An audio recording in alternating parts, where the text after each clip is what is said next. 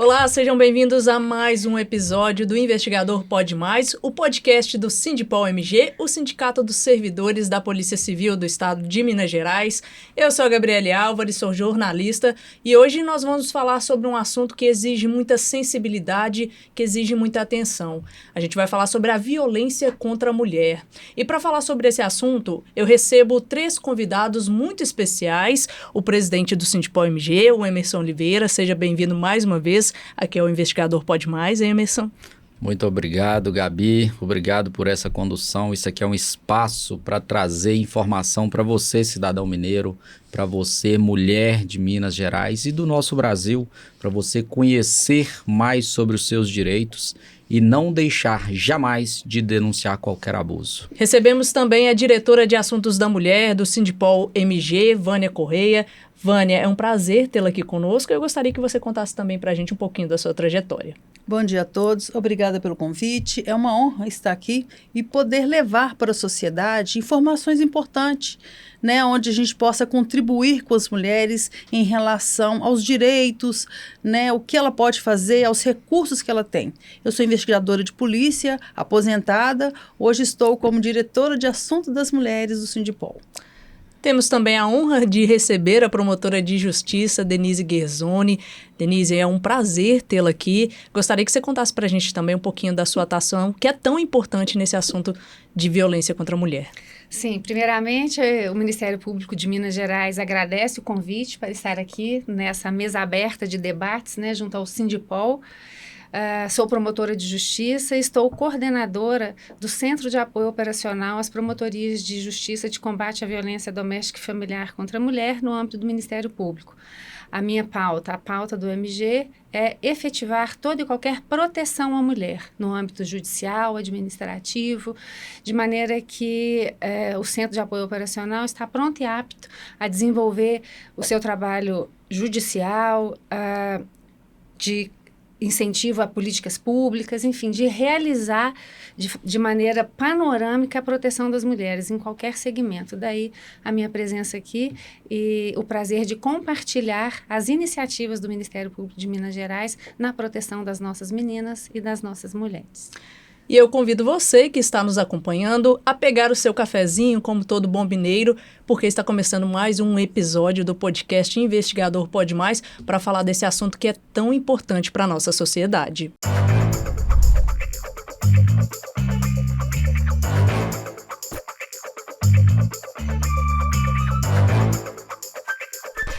Bom, a gente começa falando um pouquinho sobre os tipos de violência contra a mulher. Quando a gente fala desse assunto, muito se pensa na violência física, mas a violência ela vai muito além disso, né, Vânia? Sim, temos a violência psicológica também, que é algo que tem trazido problemas sequentes, que dá sequência para outras tantas violências, né?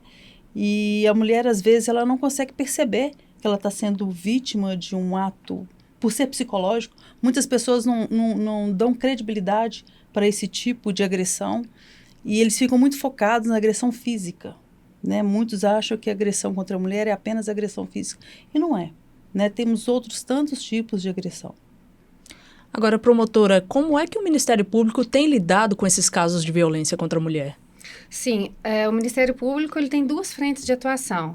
A frente social, no incentivo às políticas públicas de proteção ao direito das mulheres, e a frente judicial, naturalmente, né? O Ministério Público ele é o titular exclusivo da ação penal, então todo e qualquer agressor passará pelo crivo do Ministério Público no sentido de ser contra ele aberto um processo criminal para que seja responsabilizado por aquela violência contra a mulher, seja no viés psicológico, moral, físico, patrimonial ou sexual, e paralelo à responsabilização criminal do agressor, existe o manejo das medidas protetivas de urgência. E é muito importante que o nosso público saiba que as medidas protetivas de urgência, hoje, elas são autônomas à investigação policial ou processo criminal. Desejando uma medida protetiva, não há necessidade de se processar o agressor. tanto melhor, né, dentro da autonomia da vítima e da liberalidade do Estado, no sentido de ser constrangido àquela ação penal. Mas as medidas protetivas de urgência devem e podem ser solicitadas independentemente do manejo de inquérito policial ou processo criminal. Então, eu digo para você que hoje as medidas protetivas, sendo o principal instituto da Lei Maria da Penha, ela precisa ser difundido e a vítima cientificada dos seus direitos, onde requerê-la, por que requerê-la, o que fazer em caso de descumprimento, sendo o Ministério Público uma porta de entrada de manejo tanto do pedido da medida como eventual pedido de prisão preventiva em caso de descumprimento daquela medida. Então, o Ministério Público atua na seara judicial processando e responsabilizando o agressor, na proteção integral da vítima, fazendo manejo e acompanhamento das medidas protetivas, para além do incentivo das políticas públicas sociais, né, no viés segurança e assistência social, para que a gente possa efetivamente garantir a equidade de gênero, que é um princípio constitucional federal. Agora, o Emerson, a gente tem um problema quando a gente pensa na questão do julgamento, da justiça, mas antes disso, a vítima precisa denunciar esses casos. E muitas vezes as mulheres têm medo, acabam não fazendo essa denúncia. Como é que a Polícia Civil tem atuado para tentar trazer essas mulheres para que elas façam essas denúncias? E qual que é o conselho para uma pessoa que foi vítima de uma violência como essa? O maior problema que a gente vê na falta de denúncia dessas mulheres, tanto seja na Polícia Civil ou no Ministério Público, é, às vezes, o medo do próprio agressor ou o medo do pré-julgamento ou do julgamento da própria sociedade, dos familiares. Então, ela acaba carregando consigo esse medo. E o que a Polícia Civil, o que a gente tenta fazer é o quê? É incentivar que essas mulheres denunciem. E às vezes também elas têm o medo de que a denúncia delas não chegue a lugar nenhum. Porque a gente tem percebido que grande parte dos feminicídios acontecem após a própria medida protetiva. E isso é um caso grave porque às vezes a mulher tem a medida protetiva e ela acaba, infelizmente, permitindo que o marido ou aquele agressor se aproxime. Ou então, mesmo que ela não permita, ele se aproxima. Por quê? Infelizmente, nós não temos hoje no Estado um meio efetivo, e isso aí é obrigação do Estado, de dar proteção adequada para essas mulheres. Então, tão logo que ela procura a Polícia Civil, né, dentro das condições que aí a gente também tem que trazer isso para o cidadão mineiro, que a falta de estrutura da Polícia Civil, isso prejudica em muito a falta de investimento. Nós temos delegacias especializadas de combate à violência contra a mulher que não tem sequer policiais trabalhando. E em algumas delas, você chega lá, não tem uma policial mulher trabalhando naquele acolhimento, você não tem um psicólogo para poder atender essas vítimas. Então, esse atendimento precário por parte do Estado já atrapalha muito esse acolhimento. Então, as mulheres acabam também se sentindo desamparadas. Mas, dentro daquelas que chegam, que procuram a instituição, tão logo acolhido, é encaminhado para o Ministério Público, inclusive, que é o Ministério Público que vai ali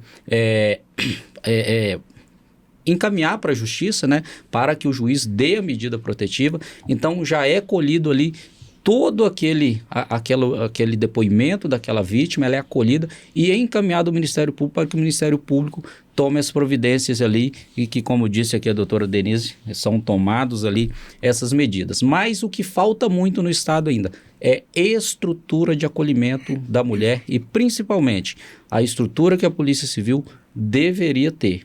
Então, isso acarreta esse problema, mas, né, as poucas condições ainda que tem ali, elas são feitas ali com maestria por esses policiais civis e por essas policiais civis que acolhem essas mulheres. Só que a gente precisa de investimento. Não basta a gente ter uma delegacia, abrir uma unidade nova da Polícia Civil na investigação e o combate à violência à mulher. E chega lá, não tem estrutura sequer para esse atendimento da vítima. Então, o que a gente precisa muito é investimento em estrutura, investimento em pessoal treinamento, né, conhecimento, porque não adianta também você vai lá, pega, abre uma unidade nova, chega lá, às vezes os policiais não foram preparados para esse tipo de trabalho. Porque a gente tem que falar o seguinte, não tem como, e aí a doutora Denise está aqui, né, doutora? Não tem como você falar que o policial ele está preparado para fazer tudo. É preciso que tenha um treinamento específico para cada tipo de atendimento e no caso do atendimento às mulheres é necessário sim um atendimento especializado nesse acolhimento. Eu até queria complementar o que o Emerson está dizendo, porque em Minas Gerais nós temos 853 municípios. Desses, eu não vou falar exatamente, mas me parece que 69 municípios existe a Delegacia Especializada de Proteção à Mulher. Mais de 700 municípios está aquém. Não tem. Então, como é que nós vamos conseguir resolver esse problema da violência contra a mulher em um estado em que o executivo não investe? A situação é muito grave. Sabe, é preciso investimento para que possa reduzir o número de violência contra as mulheres, para que os crimes de fato sejam apurados e não vire apenas mera estatística, porque muitas vezes o simples indiciamento no inquérito é uma contagem, estatisticamente falando. Para o governo é uma contagem, mas e o resultado disso? E a apuração, como que fica? Bom, eu assumo aqui também, né, esse diálogo e digo que essas questões internas da Polícia Civil naturalmente desafiam implementação de políticas públicas dessa natureza. Mas com relação à atuação do Ministério Público de Minas Gerais, eu dizia que em cada município de Minas Gerais existe um promotor de justiça especializado no combate à violência doméstica e familiar contra a mulher. E por que eu digo que em cada município? Porque em cada comarca, que é composta por seus municípios, existe um promotor para atuar nessa seara especializada. E eu penso que a gente, enquanto divulgador e fomentador de políticas e de debates, a gente precisa de forma conjunta encorajar e incentivar a vítima a buscar o sistema de segurança e o sistema de justiça. No ano passado, nós tivemos 161 crimes de feminicídios consumados e 248 feminicídios tentados. Uma pesquisa objetiva mostra que 80% das vítimas de feminicídio consumado não tinham ainda as medidas protetivas.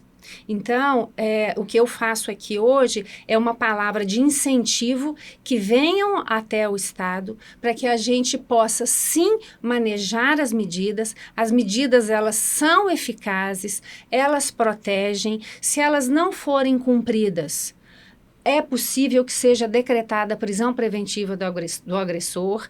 É um folclore compreender que as medidas protetivas são insuficientes ou incipientes. Elas protegem e muito. Existe a monitoração eletrônica dessas medidas. A vítima que tem o equipamento que se chama botão de pânico, quando o agressor recebe a tornozeleira, ela, em tempo real, tem ciência se o agressor está violando o perímetro que o juiz fixou, se ele tem um perímetro de 100 metros de não aproximação da vítima. Se ele infringe aquele perímetro, o botão de pânico que ela tem, que é um equipamento, é um GPS, ele dispara. Esse sinal é encaminhado imediatamente à unidade gestora, né, de monitoramento eletrônico, de maneira que são equipamentos que se casam, ele com a tornozeleira, colocada em razão de recrudescimento de uma medida protetiva de não aproximação em contato, por exemplo. Ela recebe na Polícia Penal, nos equipamentos próprios, o GPS, né, que faz a comunicação imediata. Quando há comunicação imediata, a Polícia Militar é automaticamente disparada para o agressor e para a vítima por georreferenciamento, né? Existe também no estado de Minas Gerais o aplicativo Emergência MG, para que a vítima possa acionar o pedido de atendimento policial para que ela seja atendida e protegida. Muitas das vezes, a vítima ela não pode telefonar, né? Ela está, por exemplo, em cárcere privado, ela está num porta-mala de um veículo, algo que o valha, ou ela tem que se valer de uma dissimulação para acionar um pedido. Então, por meio do aplicativo Emergência MG, pode-se também fazer o pedido de ajuda e comparecimento da polícia por escrito. Então, a palavra que eu trago, e aí, com todo respeito às considerações, né, que foram colocadas pelos investigadores, a gente precisa, com as ferramentas que a gente tem, naturalmente, com o implemento e melhora das políticas públicas de atendimento, a especialização dos órgãos é uma realidade. A gente tem a Polícia Militar com o protocolo da PPVD, né, que é a Patrulha de Violência Doméstica, as DEANs especializadas, estruturadas, uma diretoria própria, né, das delegacias especializadas da mulher, as promotorias especializadas no combate à violência, os juvides, que são os juizados, as câmaras nos tribunais. Então, a tendência dos equipamentos é, de fato, se especializarem na temática, para que possam, né, bem proteger e bem caminhar. Então, ainda que a gente, como um todo, no Estado, não estejamos na situação ideal, materialmente falando, com relação à proteção e atendimento, eu passo uma mensagem de encorajamento para que a vítima venha até nós no sistema de justiça, no sistema de polícia, para que a gente possa atendê-la, acolhê-la, orientá-la e evitar que a gente, numa primeira violência, que seja psicológica, como a doutora Vânia colocava, que a gente chegue no ponto extremo do feminicídio.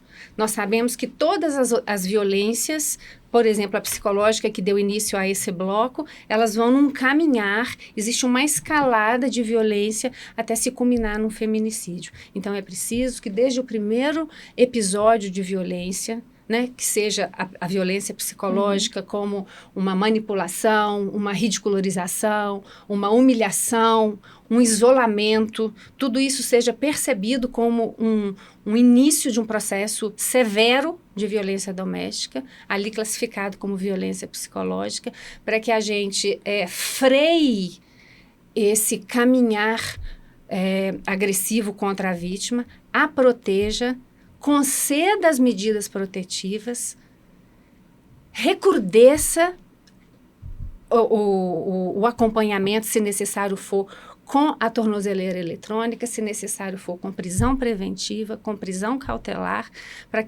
e paralelo a isso, o acolhimento da vítima nos equipamentos de segurança, né? A gente tem hoje, e eu digo para os senhores, uma rede de enfrentamento à violência doméstica contra a mulher muito bem organizada. Já se compreendeu que o fenômeno da violência doméstica, ele é enfrentado em rede. E em rede de quê? Em rede de equipamentos. Quais equipamentos? Por exemplo, o fato criminoso aconteceu. Uma mulher foi vítima de violência psicológica, física, sexual, patrimonial ou moral. A Polícia Militar foi acionada. 190. Flagrante, 190. Ela comparece no local, lavra o boletim de ocorrência, hoje o REDS. Encaminha aquela vítima para onde? Para a Polícia Civil, para ser submetida a um corpo de delito, por exemplo, para ser ouvida, as testemunhas são ouvidas, é feito o laudo pericial de local de crime e concluído o inquérito. O inquérito vai ser encaminhado para quem? Para o Ministério Público de Minas Gerais, que vai denunciar aquele homem agressor, pedir diligências ou arquivar.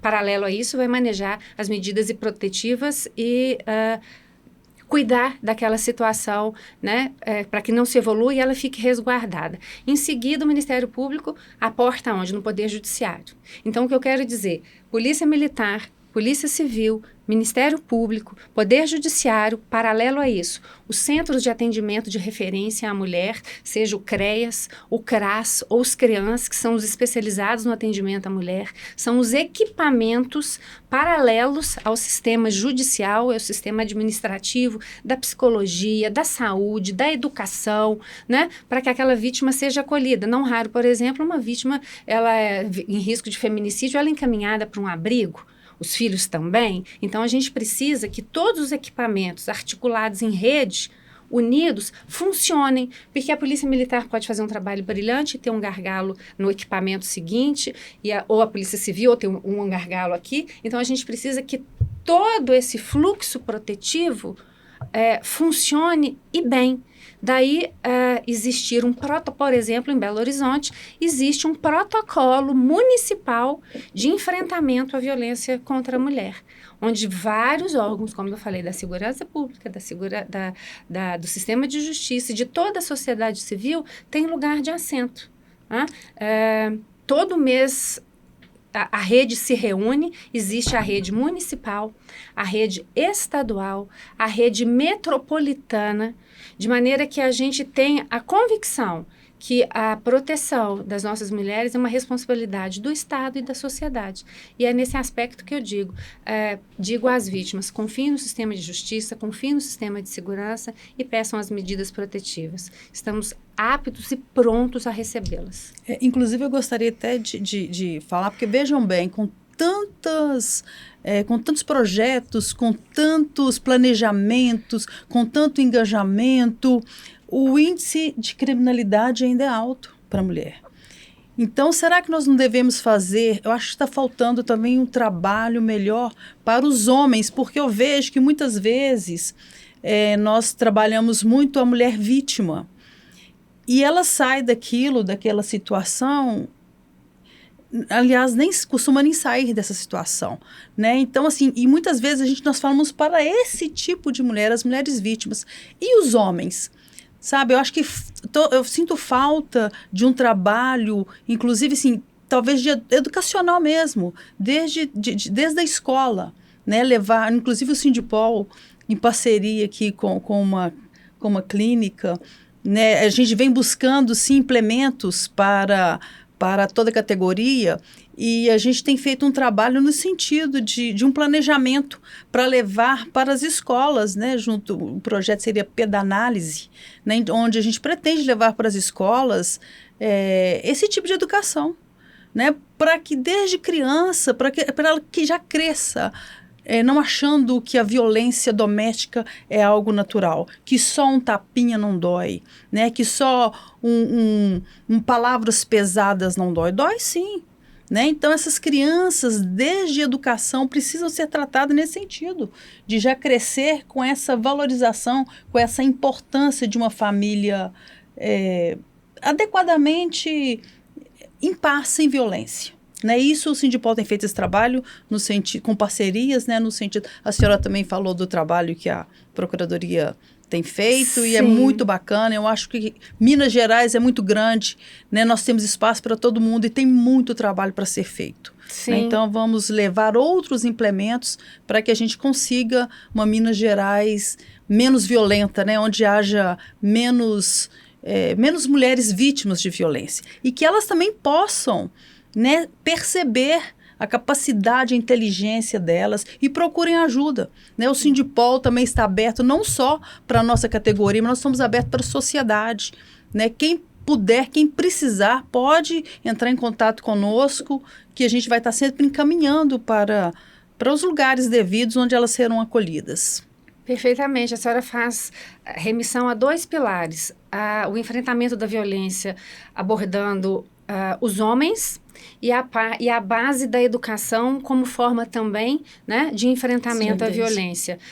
De fato, inclusive no ordenamento, na própria Lei Maria da Penha, existe a medida protetiva de encaminhamento do agressor a grupos reflexivos. Isso é um fato.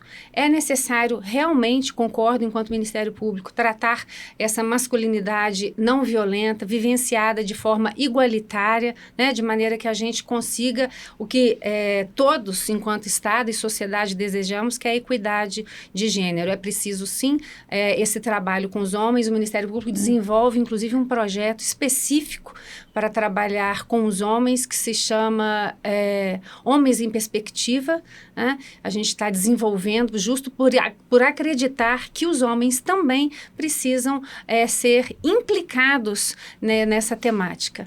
E, para além disso, certamente também compreendo a educação como uma grande ferramenta de combate à violência contra a mulher.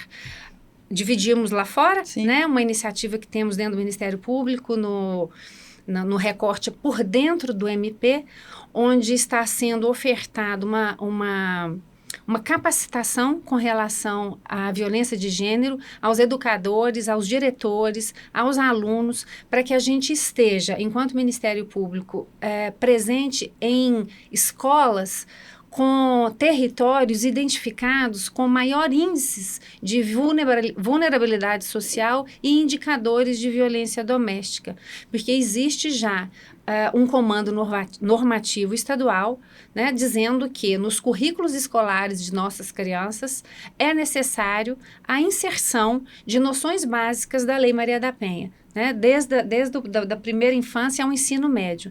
Então, existe essa preocupação, essa convicção de que devemos, sim, promover uma educação com viés da equidade, valorizando as nossas meninas, afastando os estereótipos, né, por meio das disciplinas dos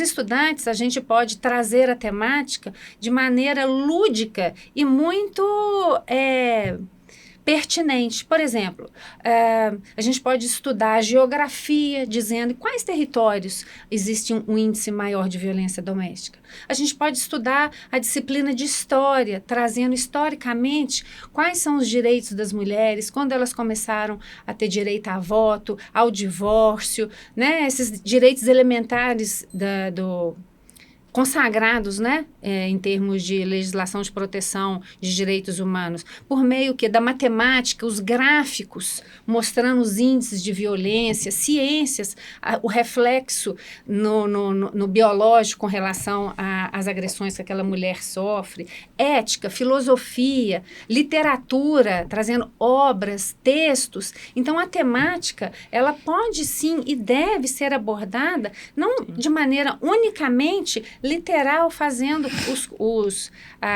o esclarecimento do que seria uma violência psicológica, física, moral, sexual e patrimonial, conforme está na lei. Mas traduzir esses conceitos para dentro das disciplinas, para que os alunos possam perceber o movimento da violência contra a mulher naquele ambiente onde eles estão inseridos. Numa feira de ciências, as meninas, né, serem incentivadas a trabalhar a área de exatas, a área de engenharia, de criação, produção, dados, né? Retirar esse estereótipo de que existe uma segregação de habilidades.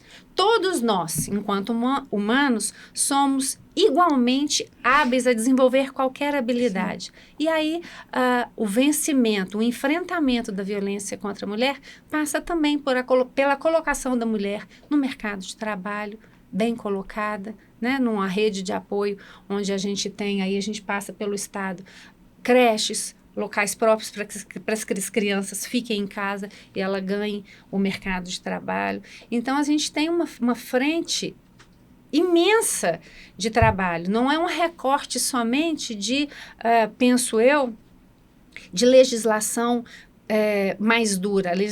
A Lei Maria da Penha é considerada uma das melhores leis de enfrentamento, né? Ficando atrás de Espanha e através da Espanha e Uruguai, acho.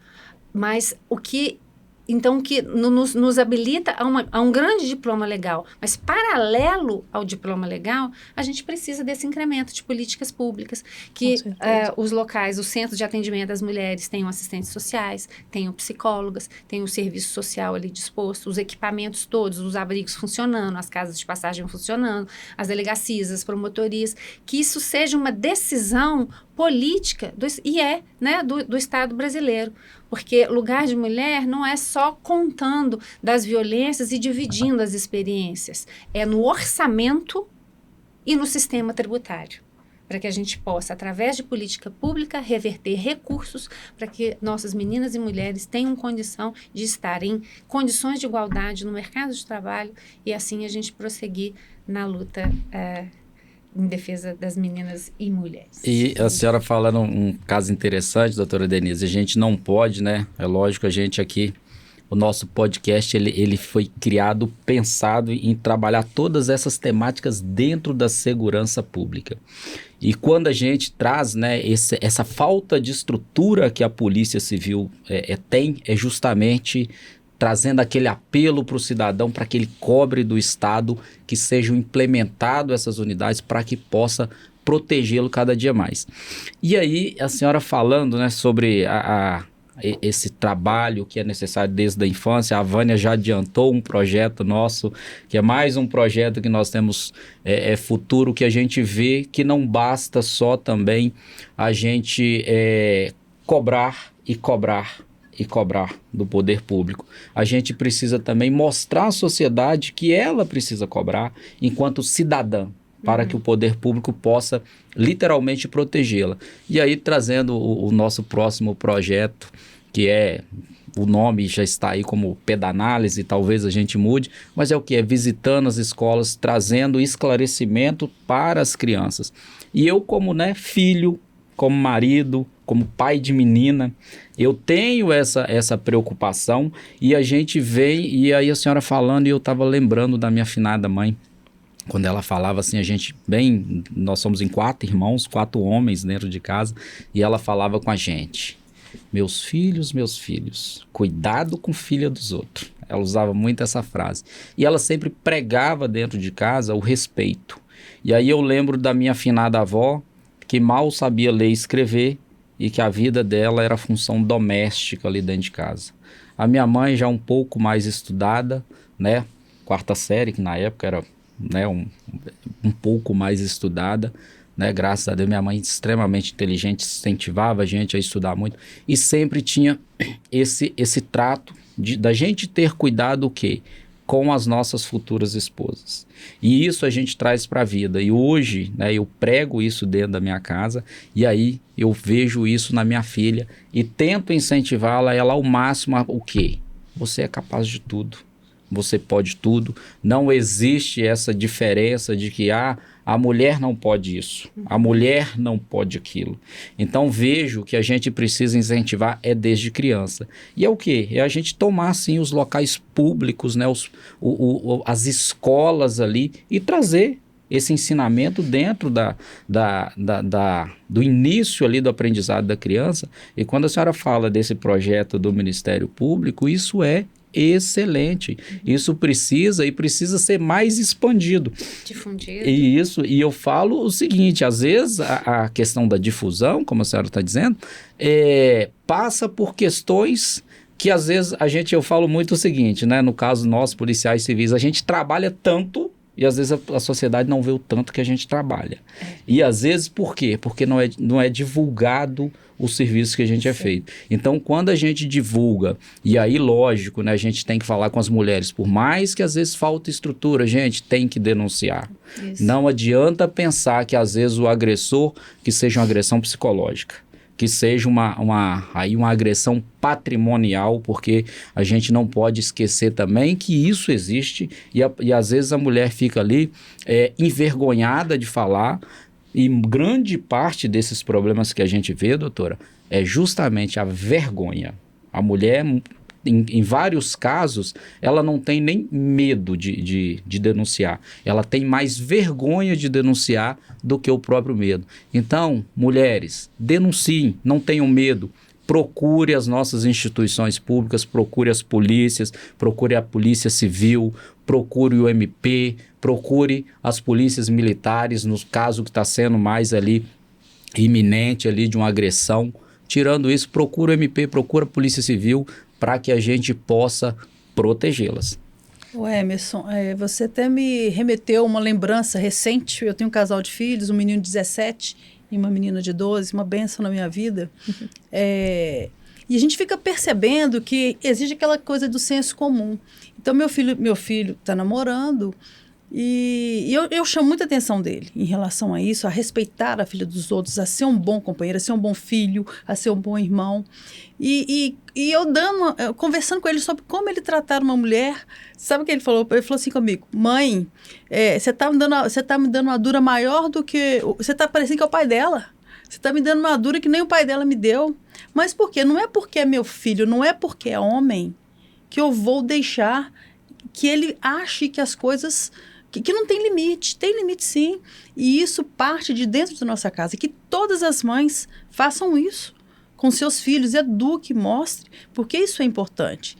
né? Então, assim, me lembrou isso, porque normalmente quem faz isso, quem chama atenção é o pai da menina, não a mãe do menino. Né? Então, Sim. assim, não é porque é menino, gente. Vamos educar nossos filhos para que eles respeitem as filhas dos outros, para que eles sejam futuros bons maridos. Sim, a proteção contra as meninas e mulheres começa na primeira célula social, que é a família. Né? Então, essa educação inclusiva, com afastamento de estereótipos, com masculinidade saudável, é um papel de toda a família, da mãe, do pai, da avó, do tio, enfim, de todos nós, porque, em última análise, todos nós fazemos parte da composição do tecido social. Então, tem uma frase que cabe aqui, muito interessante, que eu ouvia numa entrevista da ministra Carmen Lúcia. Ela dizia o seguinte na entrevista: se todos somos a favor da igualdade, por que existe tanta desigualdade? Ninguém vai chegar aqui hoje numa mesa, né, e com sã consciência dizer, não, as mulheres têm que ter direitos não reconhecidos, elas precisam ganhar menos no mercado. Não. Então, por que, se todo mundo tem um discurso uniforme de que a igualdade é um direito, é um dever e uma imposição, por que temos? Porque, na verdade, a igualdade ela é só formal, ela é só no papel, ela é só no discurso. Então, a gente precisa realmente, enquanto cidadão, implementar a igualdade material através desse atendimento de qualidade, da educação desde a base, com noções básicas de proteção à mulher, para que aquela menina e aquele menino identifique eventual cenário de violência dentro de casa, que ele saiba que ele pode contar também com o sistema de ensino em denunciar aquela prática, terá uma escuta especializada, um acolhimento dentro daquilo que você coloca, da vítima ficar envergonhada por se submeter àquele relacionamento. O Estado compreende o fenômeno da violência doméstica, ele envolve relação íntima de afeto, né? Então ele é extremamente complexo. O sistema ele vem para acolher, proteger e não julgar e nem invalidar as questões que são colocadas. Porque, infelizmente, a violência doméstica, se tem uma característica que a violência doméstica tem, ela é ser democrática. E democrática no sentido de atingir qualquer ambiente ou classe social. Né? Ela não é um recorte de classe, ela é um recorte de gênero. Então, quanto mais empoderamento econômico que a gente percebe, mais essa situação de constrangimento vem. Porque se tem condição econômica de ali não estar, por que ele estar? E não tem esse julgamento. É porque o envolvimento é psicológico, é psíquico, é um dano com relação à autoestima que a violência provoca naquela mulher, né? Um encolhimento de autoestima e segurança que ela vai ficando, então, refém de todo aquele processo. E ela vem, em termos de medida protetiva também, encaminhada aos centros de referência, a acompanhamento psicológico, para que ela tenha entendimento, né, daquilo que ela está vivenciando, que ela tenha um letramento de gênero. Isso é muito importante, me ocorre aqui, dessa palavra letramento. Existe na Justiça um protocolo, desde 2023, que se chama Protocolo de Julgamento com Perspectiva de Gênero, de maneira a levar esse olhar, essa lente, uma coisa, né? A gente está assim, vamos colocar a lente de gênero e apreciar o sistema de justiça, todas as causas que chegam com esse viés, né, com essa parte imprescindível de toda decisão e apreciação judicial do recorte social, educacional, cultural, que é íncito do ser humano. Então, hoje a gente tem na justiça, né? E dentro do Ministério Público também existe uma campanha, isso do Ministério Público brasileiro. A gente tem uma campanha do Conselho Nacional do Ministério Público, da Corregedoria Nacional do Ministério Público, de capacitação de 70% dos membros, independente, isso é muito importante, independente se você atua na violência doméstica tão somente. Não só os promotores de justiça que atuam na violência doméstica ou os policiais que atuam na violência doméstica, precisam compreender o que é a violência de gênero e como enfrentá-la. Essa capacitação que está sendo feita no Ministério Público neste ano de 2025, toda e qualquer atribuição, quem está no Juizado Especial Criminal, quem está no cível, quem está na família, quem está na sucessão, quem está no crime organizado, quem está no GAECO, todos nós precisamos da base constitucional, do entendimento do princípio da dignidade humana e da igualdade. E ter esse letramento de gênero, porque existe um reflexo do que acontece dentro de uma vara de violência doméstica em outras varas. E eu digo, por exemplo, uma questão que a gente enfrenta. Eu tenho uma vítima que tem uma medida protetiva e está em processo de violência doméstica. Então, está sendo julgada e enfrentada aquela questão. Lá no cível, uma questão contratual, estão discutindo um contrato que não há qualquer recorte de gênero. Se o contrato é válido, se o objeto também é válido.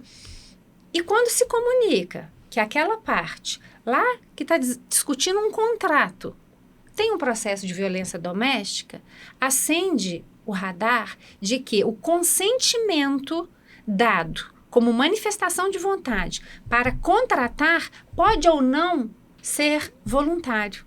E se eu retiro a voluntariedade na assinatura de um contrato, porque eu estou num processo de violência doméstica, eu faço o reflexo da violência doméstica lá no contrato civil.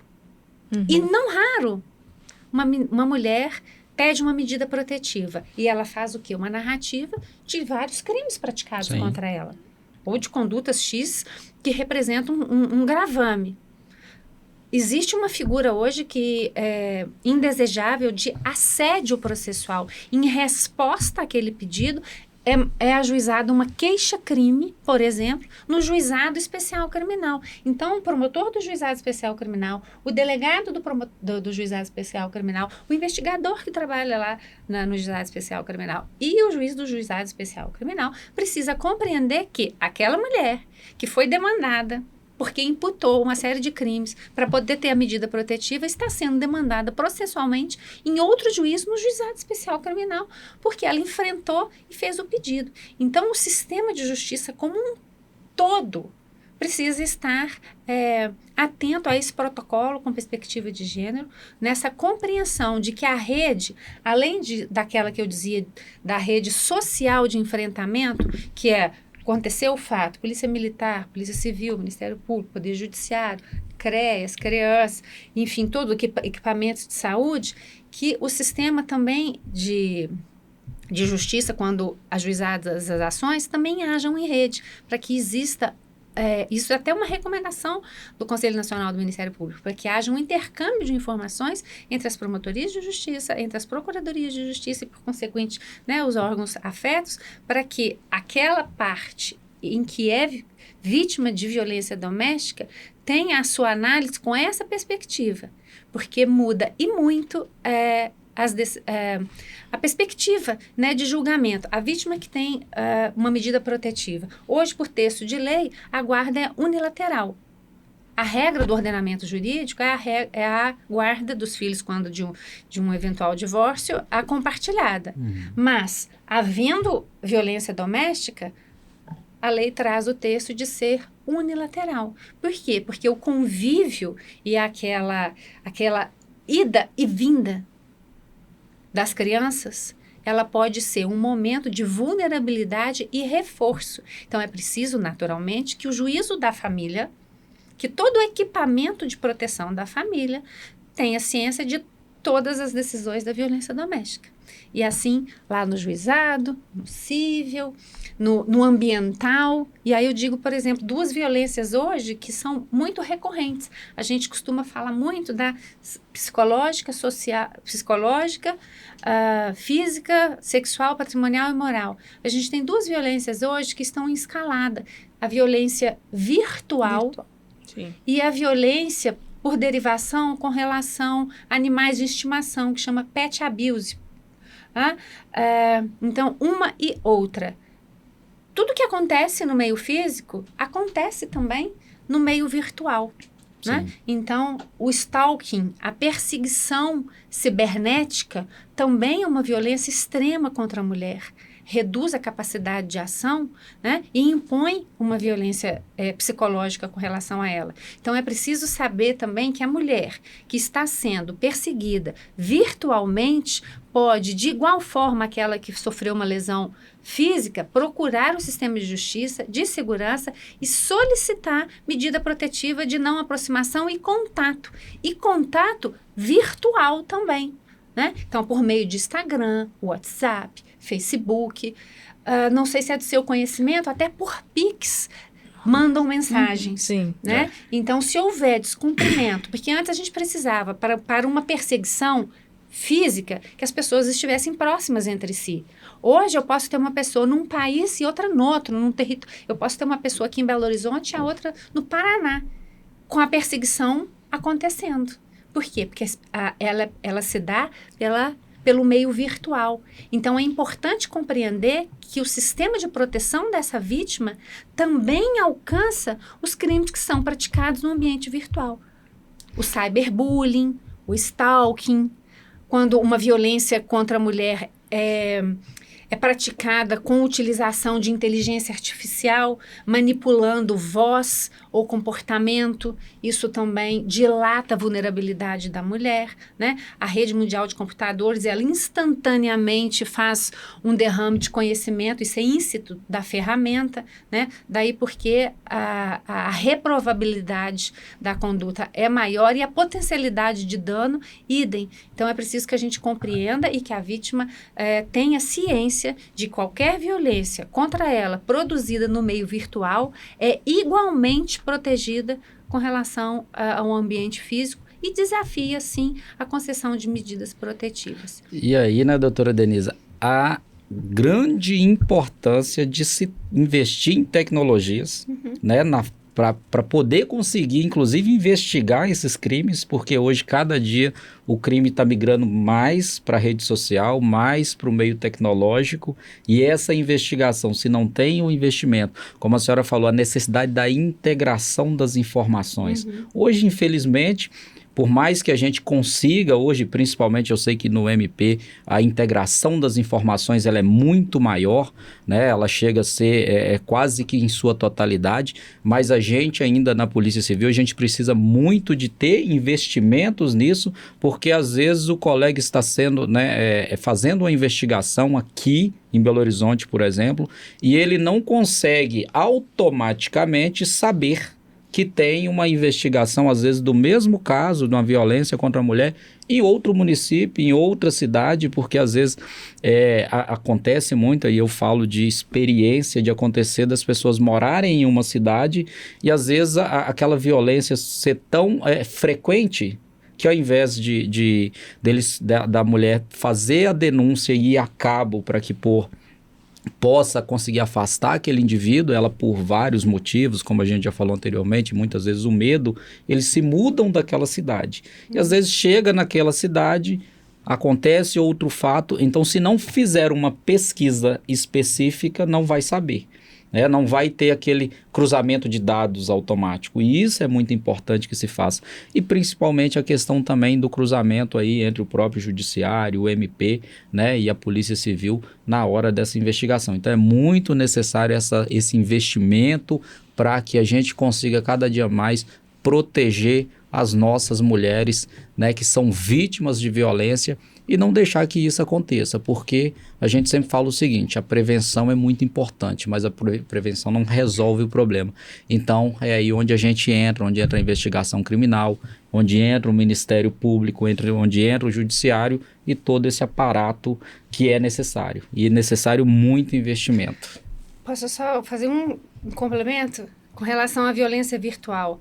Arquivar os textos enviados, as fotografias, os vídeos, printar, levar à delegacia de polícia para que a cadeia de custódia, que é a preservação da prova, para que a cadeia de custódia seja feita e aqueles vestígios não sejam eliminados. Então, receber uma mensagem ameaçadora, receber um vídeo intimidador, qualquer coisa que o valha, printar, arquivar e reservar para entrega à polícia, para que haja a preservação daquela prova e a gente possa alcançar o agressor com a responsabilidade que merece.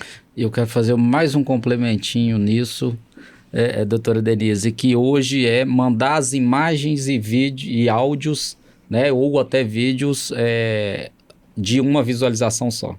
Então, você visualizou e saiu dali e se apaga automaticamente. Então, você que se tiver sofrendo alguma violência desse tipo, né, de alguma pessoa, vá lá, grave aquilo, pegue um outro telefone, pegue emprestado, grave essa mensagem, tire uma foto se for uma imagem, grave esse vídeo para poder levar também como prova para poder seguir essa cadeia de custódia, senão, infelizmente, nem o MP vai conseguir oferecer uma denúncia para tirar esse agressor de circulação. Infelizmente, o nosso tempo chegou ao fim, estamos finalizando mais um episódio aqui do Investigador Pode Mais. Gostaria de te agradecer pela presença mais uma vez aqui conosco, Emerson. Muito obrigada. Eu que gostaria de agradecer você, Gabi, por essa condução do nosso episódio, agradecer a doutora Denise por disponibilizar o tempo dela, agradecer ao Ministério Público, né, por ceder gentilmente o tempo da doutora Denise aqui, agradecer a nossa diretora Vânia, né, que é uma excelente companheira, excelente diretora que vem trabalhando nos assuntos em defesa das mulheres policiais civis e das mulheres do nosso estado e do país, diga-se de passagem. No próximo mês ela estará indo para Brasília, um grande evento em defesa das mulheres, e isso é muito importante. A Vânia é uma grande companheira, eu agradeço também imensamente, viu, Vânia? Obrigada. Eu que agradeço, enquanto promotora de justiça, enquanto Ministério Público de Minas Gerais, para trazer as nossas ações, né, de proteção à mulher e uma palavra de encorajamento às vítimas que estão a sofrer violência doméstica. Estamos aqui prontos a recebê-las. Obrigada, doutora Denise. Obrigada, Vânia. Queria encerrar com você, Vânia, deixando um recado para a gente reforçar, né, o quão importante é que as mulheres denunciem esses casos de violência. Sim, eu agradeço também a participação e gostaria muito mesmo de mandar um recado para todas as mulheres, para todo ser humano, né? Todos nós nascemos com talento, descubra o seu, invista nesse talento, porque as mulheres muitas vezes elas são muito, por questões de renda, ela convive com o agressor. Mas descubra o seu talento, vá fazer parte do mercado. Isso vai te trazer energia, vai te trazer alegria, vai te trazer motivo para ser feliz, vai te trazer motivo para denunciar qualquer tipo de agressão. Não permita, denuncie. Não fique calada, estamos aqui para poder auxiliá-las. Nos vemos no próximo episódio do Investigador Pode Mais. Até lá!